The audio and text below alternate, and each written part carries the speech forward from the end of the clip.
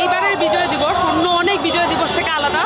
আমরা আওয়ামী লীগ থেকে মুক্তিযুদ্ধকে যেমন ছিনিয়ে এনেছি এবং সেভাবে আমরা চাই বাংলাদেশে যেই গণঅভ্যুত্থান সংগঠিত হয়েছে এটা যেন ছাত্র জনতা, কৃষক, শ্রমিক, আপামর সাধারণ মানুষের মধ্যে ছড়িয়ে থাকে এবং এটার যে আধিপত্যবাদ বিরোধী যে স্পিরিট এটা যাতে সকলের মধ্যে। মুক্তিযুদ্ধ এবং এই জনযুদ্ধ আসলে বাংলাদেশের সকল মানুষের সমানভাবে তাদের যে অর্জনের বিষয়, একইভাবে এই 24-এর গণঅভ্যুত্থানও কিন্তু সকল মানুষের অর্জনের বিষয়। এটা কোনো ব্যক্তি, কোনো গোষ্ঠী বা নির্দিষ্ট কোনো রাজনৈতিক দলের গণঅভ্যুত্থান নয়, এটা ছাত্র জনতার বিষয়।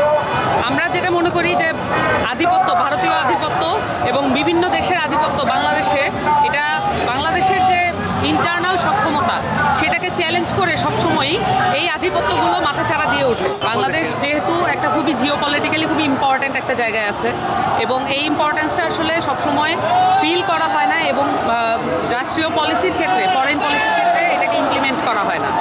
আমরা যেটা চাই যে আধিপত্য যেই জায়গা থেকেই আসুক, আগ্রাসন যে দেশ থেকেই আসুক,